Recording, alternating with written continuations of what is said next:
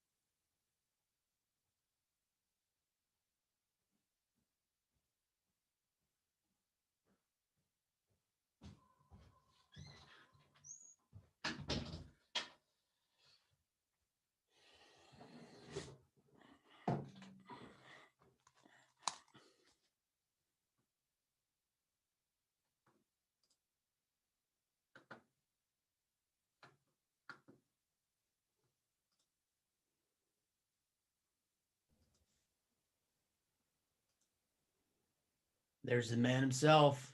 Hey, man. Your How you laugh. doing? Good. How are you? Good, thanks. And Hey, there's Len. Len.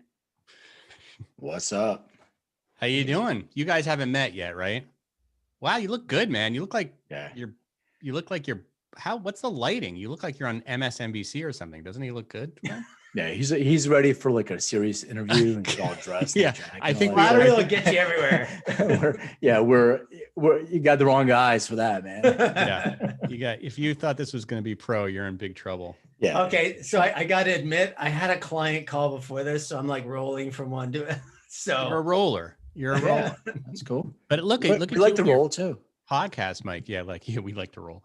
Look at your podcast, Mike. It's really pretty impressive. Both of you guys have impressive podcast mics. You know, you got to have a big mic if you don't have a big ego. So you guys have not met yet, right? Is this the No. first time? Correct. Okay. Correct. So you guys, I think you guys should know each other anyway, Hold, regardless hold of on this. for 1 sec. Are you recording already? No. 1 second. All right, I gotta grab some. Really, Press hold on, record. I gotta do my record too. Okay, cool. Um, I don't need to record. no, you're good. We record you separately. You are good to go. I mean, if you no, you know what? You don't need to record. It's fine. Too complicated. All right, Len, I will count you off, and then we are off to the races. This is taped, by the way, Jason. So we edit it. But so if there's anything you don't like, just let us know. All right, Len, 3, 2, 1, go. Ladies and gentlemen, boys and girls, welcome to another episode of Everything is Personal. Yeah. Woo! I was you waiting very for the much. sound effect. Oh, let me introduce my co-host as always, Mr. John Small. Well, thank you so much. It's You wonderful. don't have any sample or music or anything? Well, I mean, Applause for I yourself? just flew into LA, and boy, are my arms tired. Oh wait. Oh man, I messed up that effect. Damn it! I pressed the wrong button. Wait, let me do that again. You want me to just to do it? Tommy, take that over. You know, I just flew in from LA, and boy, are my arms tired. Yes. Got Henny it. I Youngman's got my back in. We are off to a great start. Yeah, this is professional Yes. podcast radio. Live from the Borscht Belt. Exactly. What do you get when you mix two Jews, cannabis, and late afternoon podcasting when you're a little bit dizzy? I got to talk about that, but let me introduce our guest first and let our guest introduce him because I'm super excited to talk about music too, but there is a cannabis connection. So our guest is Mr. Jason Turner, who is the CEO and co-founder of Three Wells. Is that correct? I am the CMO. Oh, CMO. Sorry.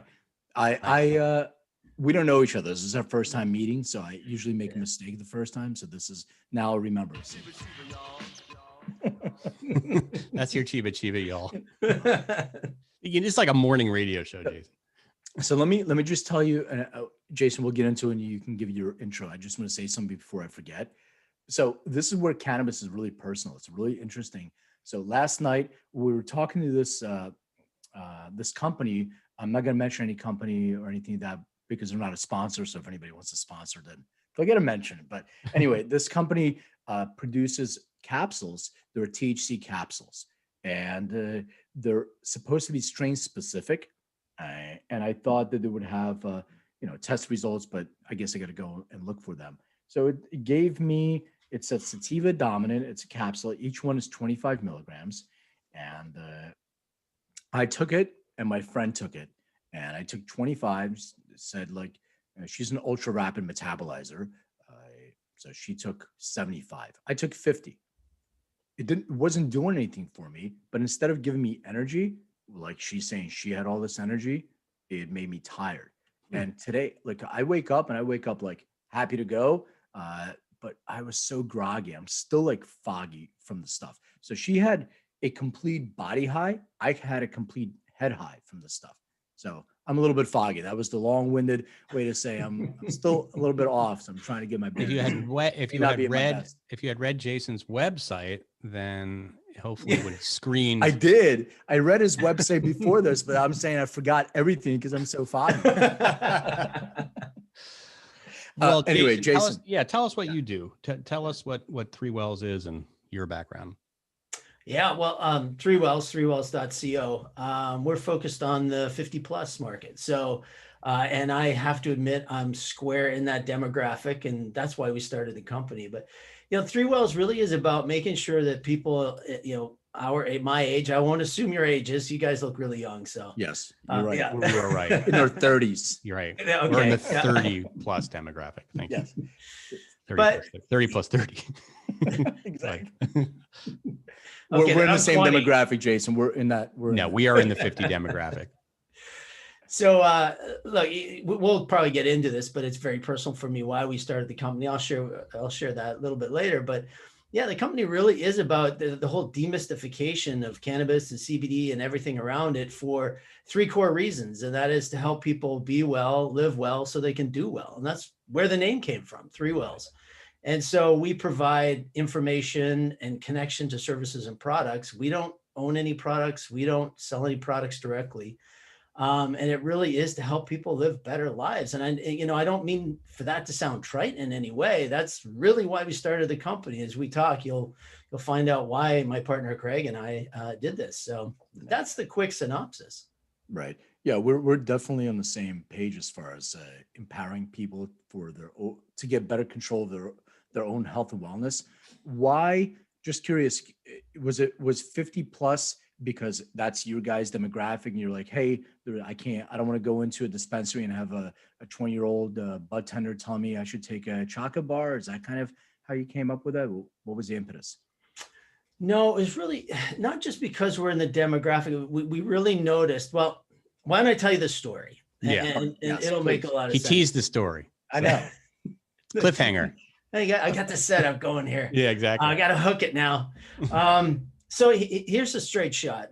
My partner, Greg, and I mean business partner, just for clarity, not judging or anything like that, but my business partner, Greg, he and I suffered the same back pain, the exact same back pain for years. Mine went on for 23 years, where I would wake up in the morning sweating because I was in so much pain. And we both tried opioids. We tried everything that our doctors prescribed and all kinds of crazy stuff like magnetic rocks and you name it, we tried it independently. And of course, as friends, we shared a little bit about our trials and tribulations as we both dealt with our back pain, but we really didn't get into it too much because, one human being to another, you can only stand so much griping and then you just become a downer. So you end up keeping all that pain bottled up, both emotionally and physically. So as it happened, Greg found a great doctor, and I'm shortcutting a lot here for brevity, but he found a great doctor, had spinal surgery. And then he said to me, hey man, you gotta check this guy out. And I did. And I ended up having the same back surgery. And thankfully today, both of us are, we're living at about 90% pain-free in our backs.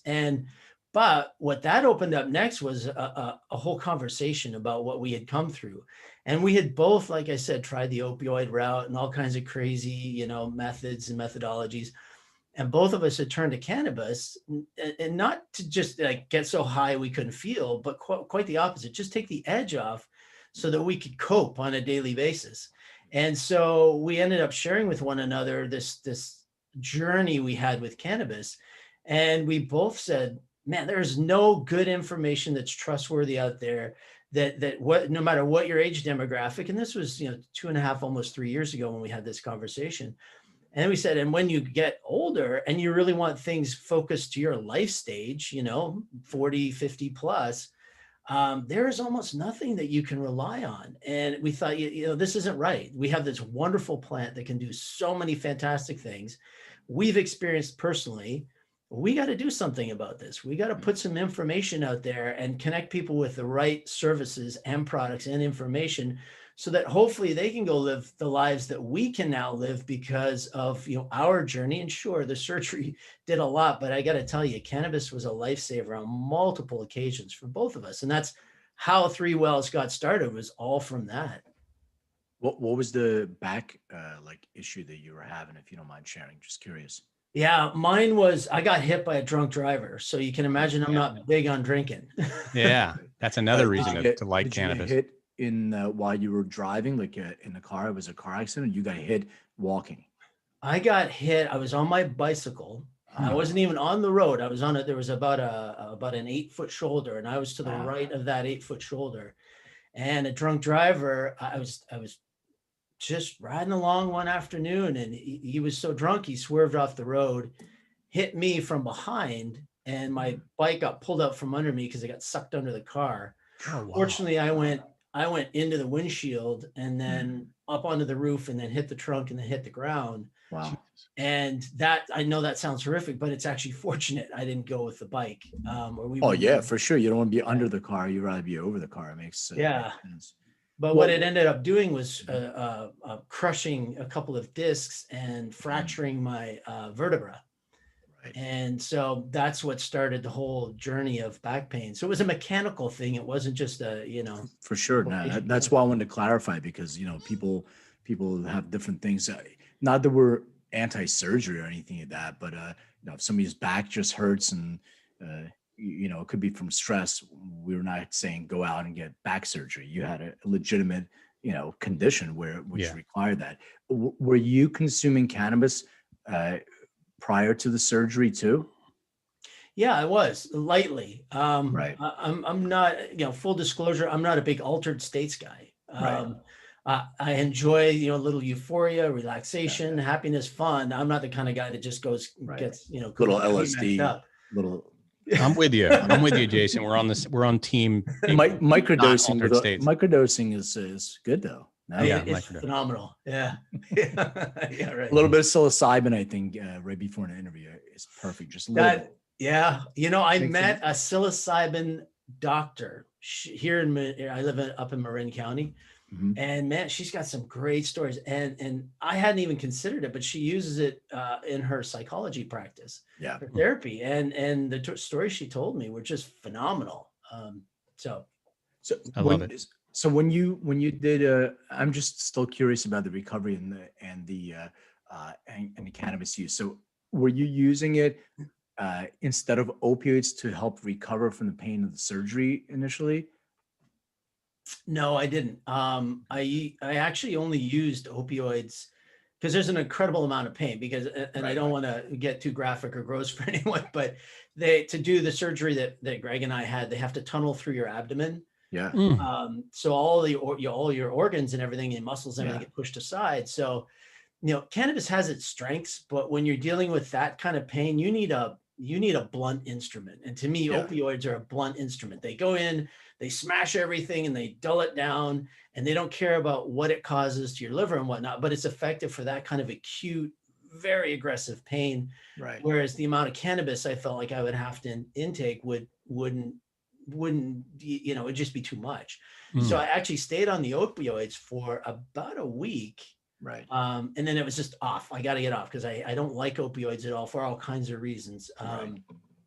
And then it was a little bit of cannabis just to, keep my muscles relaxed and keep me in a, relatively comfortable state so that I didn't seize up with the pain. Yeah. So that's how cannabis kind of filtered in after I needed that power of opioids. Got it. How did you know what was right for you, or how did you have experience in finding the right strain or cultivar? How do you prefer consuming? Was it more CBD, THC? Like, where did you get your education? I'm just curious on that too. Most of my education, I think, kind of like we do old school, you kind of trial, right? Right. Trial and error. And I did reach out to doctors, but doctors really failed me when it came to cannabis. They're getting Right. better now. And actually at Three Wells, we have a chief medical advisor who's Mhm. been in cannabis for 30 years. But, they're so rare. And I just felt like the medical community, and I'm not blaming them. I get it that, they have a very specific legal obligation and they have very specific parameters they have to fall within. Right. So I don't